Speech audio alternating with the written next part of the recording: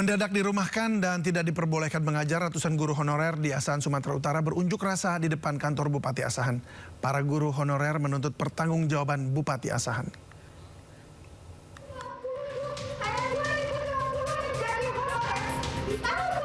Guru muda asal Asahan, Sumatera Utara ini tak kuasa menahan emosinya saat berunjuk rasa di kantor Bupati Asahan. Hal yang sama dilakukan rekan sejawatnya. Bukan tanpa alasan, para guru honorer SD dan SMP se-Asahan ini melakukan unjuk rasa. Pasalnya secara mendadak mereka dirumahkan.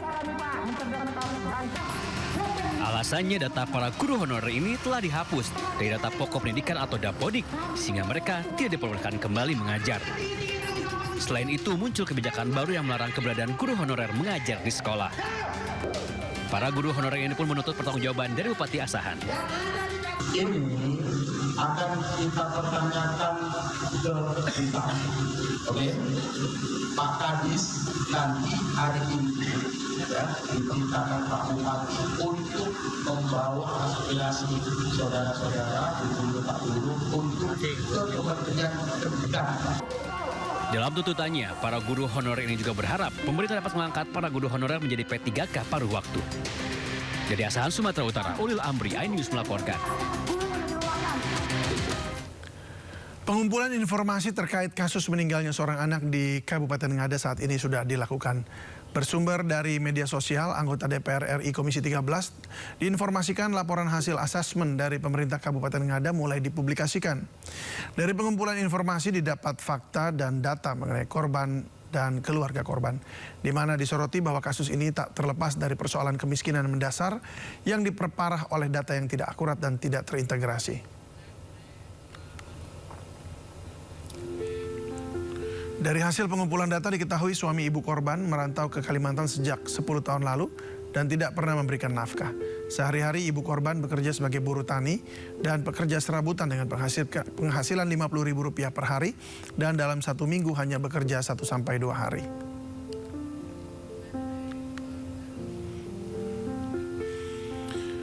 Diketahui juga bahwa SDN Ruto Jawa ternyata mematok uang sekolah sebesar 1,2 juta. Di mana korban sudah membayar tahap 1 sebesar Rp500.000. Sisa yang harus dibayar tahap 2 adalah Rp720.000. Alasannya karena bulan Mei 2026 SDN Ruto Jawa menjadi tuan rumah pelaksanaan kegiatan Hardiknas.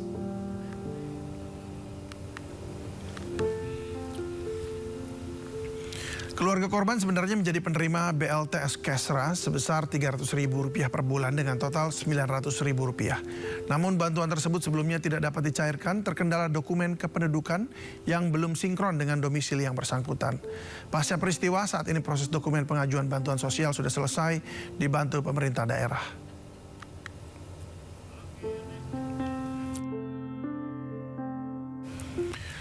Sementara itu Bupati Ngada Raimundus Bena membantah keras kabar yang mengaitkan kematian korban akibat tidak dibelikan buku dan pulpen.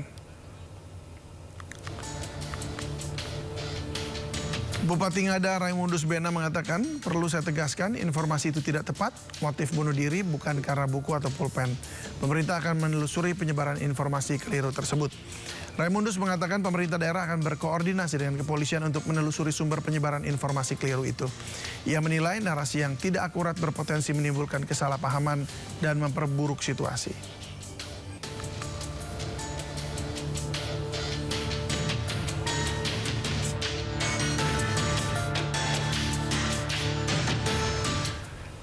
Kematian bocah SD yang mengakhiri hidupnya di Ngada meninggalkan duka mendalam bagi keluarga. Sang ibu pun bercerita tentang momen terakhir sebelum sang anak memutuskan mengakhiri hidupnya.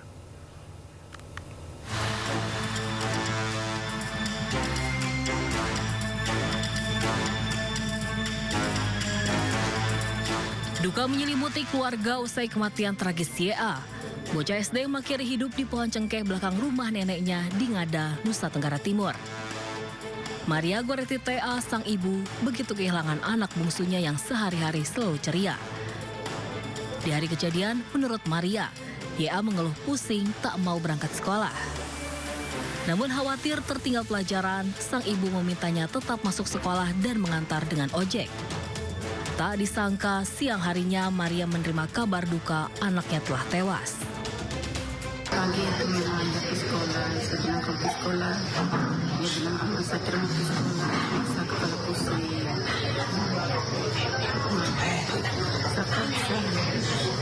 Saya paksa ke sekolah.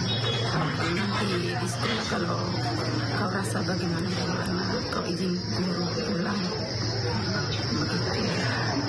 Tanya dengar berita jam 11 lewat. Ada kantin dia.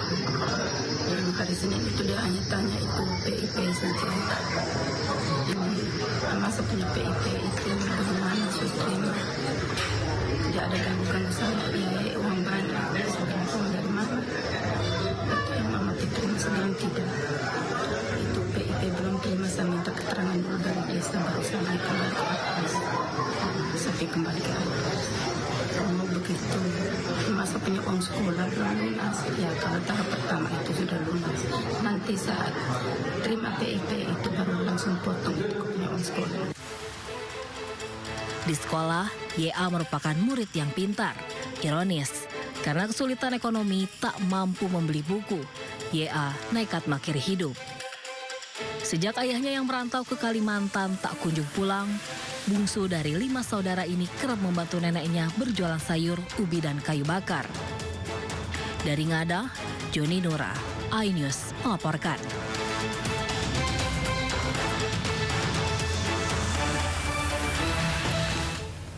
Gubernur NTT Emmanuel Melkiades Lakalena menyampaikan rasa kecewanya terhadap pejabat daerah di Ngada NTT yang gagal mendeteksi kemiskinan. Dia meminta seluruh perangkat pemerintahan daerah segera meminta maaf kepada keluarga korban. Untuk itu saya minta kita semua ada di tempat ini, para pejabat-pejabat daerah, saya juga masih harus kritik diri saya sendiri. Kayak begini cukup sebenarnya yang terakhir sudah nih. Dan jangan kira kepala-kepala daerah atau kepala daerah, sekda-sekda ini merasa ini persoalan biasa. Ini pas sekda pas ada ini. Tadi malam saya cek terakhir, belum ada Pemda Ngada datang mewakili pergi mengucapkan berduka pada ini keluarga korban. Kan gila nih model gini. Nggak boleh begitu Pak Sekda, nggak boleh. Kirim orang secara resmi dari Pemda Ngada, itu kita gagal sebagai pemerintah. Tadi malam saya masih cek belum ada tuh Pemda Ngada turun secara resmi ya. Itu nggak boleh itu. Sebagai pemerintah kita gagal urus warga negara kalau model begini. Malu saya sebagai gubernur model ini. Masa ada warga negara mati hanya karena model begini. Tapi kan itu bukan urusan pemerintah provinsi. Kita gagal Pak Sekda. Turunkan orang, malu kita sebagai pemerintah model begini. Ada warga kita mati hanya karena model begini. Harus ke sana. Kuburannya tidak boleh pakai tanah. Kuburkan dia dengan layak. Kita harus seperti Mother Teresa itu loh. Dia pun mati sebagai manusia. Nggak boleh model begini. Malu saya sebagai gubernur model begini. Jangan ada model-model begini kejadian ini. Besok ada lagi model begini, Pak. Saya tuntut orang-orangnya. Kalaupun saya salah, saya siap dituntut. Kesalahan itu ada di mana? Siap dia dituntut untuk itu. Masa ada warga negara mati hanya karena model begini? Guna apa kita punya perangkat itu PKH? Perangkat sosial segala macam, uang ngalir triliunan ke NTT urusan orang miskin. Masih ada yang mati urusan begini nih. Nggak boleh Pak Sekda, ini nggak boleh nih. Mungkin karena sudah banyak orang mati model begini, pemerintah jadinya agak abai gitu. Agak kaget juga saya. Ini cukup, ini yang terakhir. Besok secara berjenjang bertingkat, siapa punya tanggung jawab, kita eksekusi dia.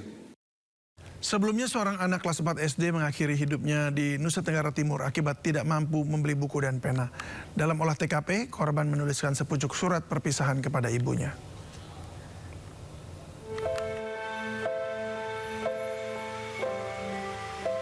Indonesia kembali berduka dengan hilangnya nyawa seorang anak di Kecamatan Jerebu, Kabupaten Ngada, Nusa Tenggara Timur. Anak kelas 4 SD tersebut memutuskan untuk mengakhiri hidupnya di pohon cengkeh dekat kebun milik neneknya. Korban mengakhiri hidupnya akibat tekanan ekonomi dan ketidakmampuan untuk membeli pena dan buku. Saat melakukan olah TKP, petugas menemukan sepucuk surat dari korban yang mengucapkan perpisahan kepada ibunya. Kalau keseharian yang kami tahu di tetangga, ini anak ini Tidak tahu lagi, mungkin dia juga terasa beban hidup terlalu tinggi. Kena tiap hari.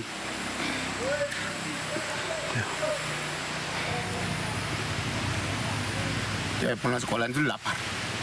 Itu dia punya mama. Itu lepas dia tinggal di kampung. Kayaknya dengan dia punya oma ini sudah tua. Hilangnya nyawa bocah di Ngada, Nusa Tenggara Timur ini memantik amarah Gubernur NTT. Emmanuel Melkiades menegur keras seluruh jajaran pemerintah setempat yang dinilai gagal dalam mengurus masyarakat. Seorang anak di NTT ini meninggal hanya karena tidak bisa beli buku. Berpoin. Sejak 2 hari lalu itu banyak menteri WA saya, banyak pimpinan DPR, teman-teman saya juga WA saya. Apa yang terjadi di NTT kok kayak begini? Di tengah kita semua bisa duduk seperti ini, masih banyak di NTT ini warga negara Indonesia asal NTT yang kemarin mati ini asal Ngada, yang mati hanya karena dia miskin. Saya punya lidah juga keluh juga, tangan saya susah juga jauhnya. Saya WA pimpinan daerahnya lama sekali kasih respon. Akhirnya saya minta orang saya sendiri turun pergi cek. Mungkin ini sudah biasa orang mati kali di daerah ya. Para pejabat-pejabat daerah, saya juga termasuk kritik diri saya sendiri. Kayak begini cukup sebenarnya terakhir sudah nih.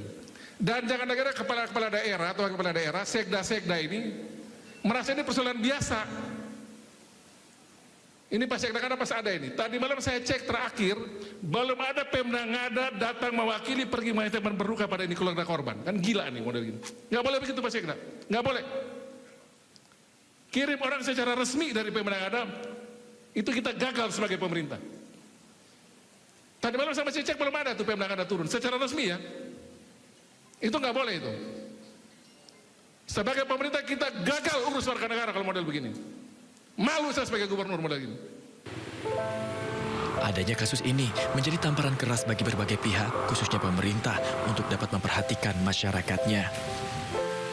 Diharapkan tidak ada lagi nyawa yang hilang hanya karena kesejahteraan, karena satu Jawa terlalu berharga untuk masa depan sebuah bangsa.